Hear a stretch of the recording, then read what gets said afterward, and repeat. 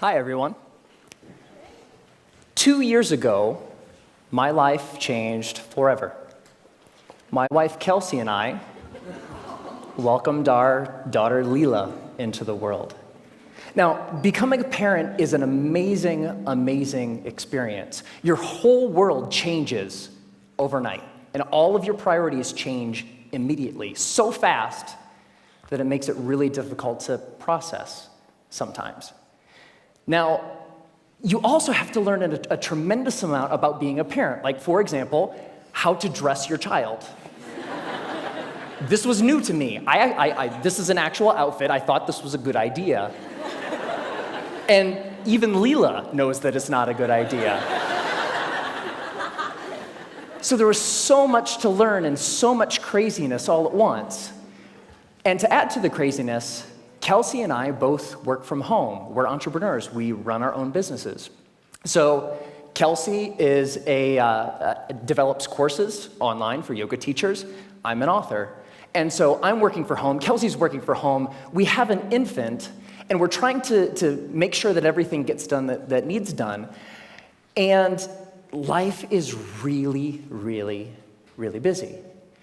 And a couple weeks into this amazing experience, when the sleep deprivation really kicked in, like around week 8, I had this thought, and it was the same thought that parents across the ages internationally, everybody has had this thought, which is, I am never going to have free time ever again. And somebody said it's true. Yeah, it's not exactly true, but it feels really, really true in that moment. And this was really disconcerting to me, because one of the things that I enjoy more than anything else is learning new things. Getting curious about something and diving in and fiddling around and learning through trial and error and eventually becoming pretty good at something. And without this free time, I didn't know how I was ever going to do that ever again. And so I'm a big geek. I want to keep learning things. I want to keep growing. And so what I decided to do was go to the library and go to the bookstore and look at what research says about how we learn and how we learn quickly. And I read a bunch of books, I read a bunch of websites, and trying to answer this question: how long does it take to acquire a new skill? You know what I found? 10,000 hours. Anybody ever heard this? 10,000. It takes 10,000 hours. If you want to learn something new, if you want to be good at it, it's going to take 10,000 hours to get there. And I read this in book after book and website after website, and my mental experience of reading all of this stuff was like, no! I don't have time. I don't have 10,000 hours. I am never going to be able to learn anything new ever again. But that's not true. So 10,000 hours, just to give you a rough order of magnitude, 10,000 hours is a full-time job for 5 years. That's a long time. And we've all had the experience of learning something new, and it didn't take us anywhere close to that amount of time, right? So what's up? There's something kind of funky going on here. What the research says and what we expect and have experiences, they don't match up. And what I found, here's the wrinkle.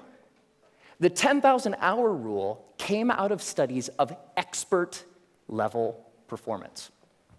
There was a professor at Florida State University. His name is K. Anders Ericsson. He's the originator of the 10,000-hour rule.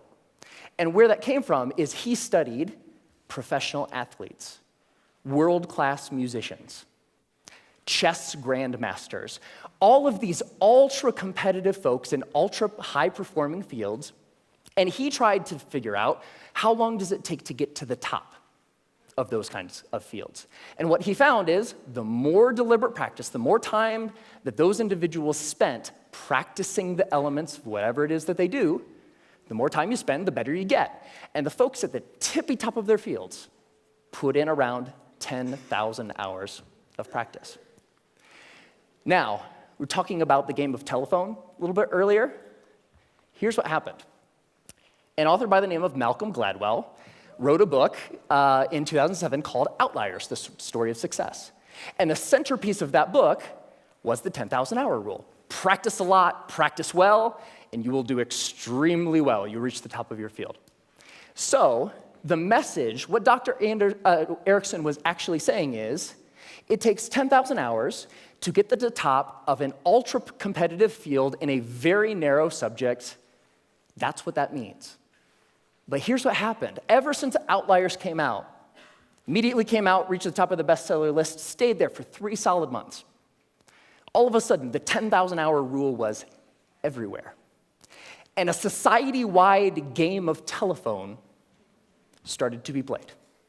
So this message, it takes 10,000 hours to reach the top of an ultra-competitive field, became, it takes 10,000 hours to become an expert at something, which became, it takes 10,000 hours to become good at something, which became, it takes 10,000 hours to learn something.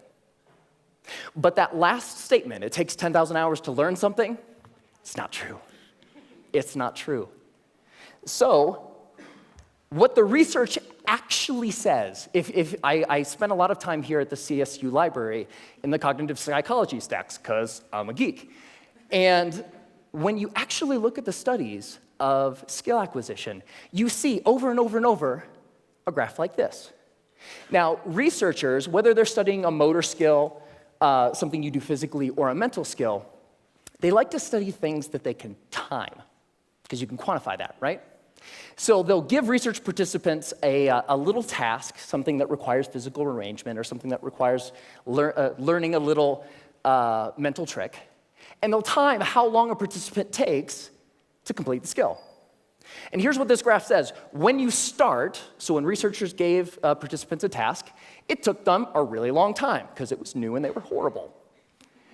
With a little bit of practice, they get better and better and better, and that early part of practice is really, really efficient. People get good at things with just a little bit of practice. Now, what's interesting to note is that if, we don't really, for skills that we want to learn for ourselves, we don't care so much about time, right? We just care about how good we are, whatever good happens to mean. So if we relabel performance time to how good you are, the graph flips, and you get this famous and widely known, this is the learning curve. And the story of the learning curve is when you start, you're grossly incompetent and you know it, right? With a little bit of practice, you get really good really quick. So that early level of improvement is really fast. And then at a certain point, you reach a plateau, and the subsequent gains become much harder to get. They take more time to get. Now, my question is, I want that, right? How long does it take from starting something and being grossly incompetent and knowing it to being reasonably good in, hopefully, as short a period of time as possible? So, how long does that take? Here's what my research says. 20 hours. That's it. You can go from knowing nothing about any skill that you can think of. Want to learn a language? Want to learn how to draw? Want to learn how to juggle flaming chainsaws? If you put 20 hours of focused, deliberate practice into that thing, you will be astounded at how good you are. 20 hours is doable. That's about 45 minutes a day for about a month, even skipping a couple days here and there. 20 hours isn't that hard to accumulate. Now, there's a method to doing this, because it's not like you can just start fiddling around for about 20 hours and expect these massive improvements. There's a way to practice intelligently. There's a way to practice efficiently that will make sure that you invest those 20 hours in the most effective way that you possibly can. And here's the method. It applies to anything. The first is to deconstruct the skill. Decide exactly what you want to be able to do when you're done, and then look into the skill and break it down into smaller and smaller pieces. Most of the things that we think of as skills are actually big bundles of skills that require all sorts of different things. The more you can break apart the skill, the more you're able to decide what are the parts of this skill that will actually help me get to what I want, and then you can practice those first. And if you practice the most important things first, you'll be able to improve your performance in the least amount of time possible. The second is learn enough to self-correct. So get 3 to 5 resources about what it is you're trying to learn. Could be books, could be DVDs, could be courses, could be anything. But don't use those as a way to procrastinate on practice. I know I do this, right? Get like 20 books about the topic. It's like, I'm going to start learning how to program a computer when I complete these 20 books. No, that's procrastination. What you want to do is learn just enough that you can actually practice and self-correct or self-edit as you practice. So the learning becomes a way of getting better at noticing when you're making a mistake and then doing something a little different. The third is to remove barriers to practice. Distractions, television, internet, all of these things that get in the way of you actually sitting down and doing the work. And the more you're able to use just a little bit of willpower to remove the distractions that are keeping you from practicing, the more likely you are to actually sit down and practice, right? And the fourth is to practice for at least 20 hours. Now, most skills have what I call a frustration barrier. You know, the grossly incompetent knowing it part, that's really, really frustrating. We don't like to feel stupid. And feeling stupid is a barrier to us actually sitting down and doing the work. So by pre-committing to practicing whatever it is that you want to do for at least 20 hours, you will be able to overcome that initial frustration barrier and stick with the practice long enough to actually reap the rewards. All right? That's it. It's not rocket science. 4 very simple steps that you can use to learn anything. Now, this is easy to talk about in theory, but it's more fun to talk about in practice. So one of the things that I've wanted to learn how to do for a long time is play the ukulele. Has anybody seen Jake Shimabukuro's TED Talk where he plays the ukulele and makes it sound like he's like an ukulele god? It's amazing. It's like I saw that. It's like, that is so cool. It's such a neat instrument. I would really like to learn how to play. And so I decided that to test this theory, I wanted to put 20 hours into practicing the ukulele and see where we got. And so the first thing about playing the ukulele is in order to practice, you have to have one, right? So I got an ukulele, and my lovely assistant, thank you, sir. I think I need the cord here. It's not just an ukulele, it's an electric ukulele. Yeah. So the first couple hours are just like the first couple hours of anything. You have to get the tools that you're using to practice. You have to make sure that they're available. My ukulele didn't come with strings attached. I had to figure out how to put those on. Like, that's kind of important, right? And learning how to tune and learning how to make sure that all of the things that need to be done in order to start practicing get done, right? Now, one of the things when I was ready to actually start practicing was I looked in online databases and songbooks for how to play songs. And they say, okay, ukuleles, you can play more than one string at a time, so you can play chords. That's cool. You're accompanying yourself. Yay, you. And when I started looking at songs, I had an ukulele chord book that had like hundreds of chords. I was like looking at this thing, like, whoa, that's intimidating. But when you look at the actual songs, you see the same chords over and over, right? As it turns out, playing the ukulele is kind of like doing anything. There's a very small set of things that are really important and techniques that you'll use all the time. And so in most songs, you'll use 4, maybe 5 chords, and that's it. That's the song. You don't have to know the hundreds as long as you know the 4 or the 5. So while I was doing my research, I found a wonderful little medley of pop songs by a band called Axis of Awesome. And somebody knows it.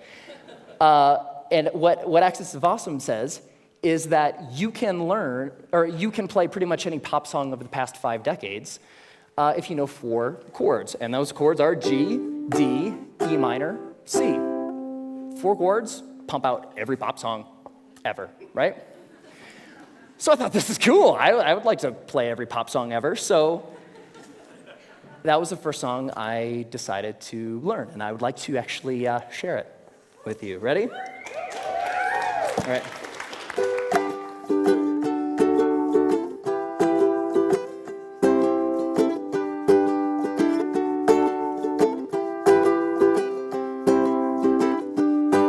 Just a small town girl living in a lonely world.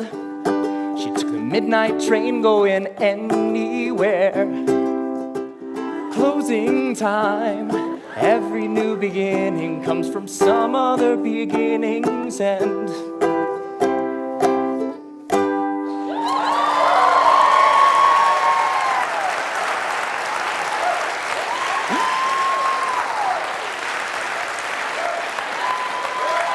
Thank you.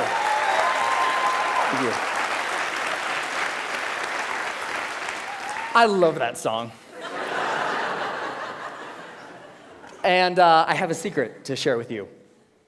So by playing that song for you, I just hit my 20th hour of practicing the ukulele. Thank you.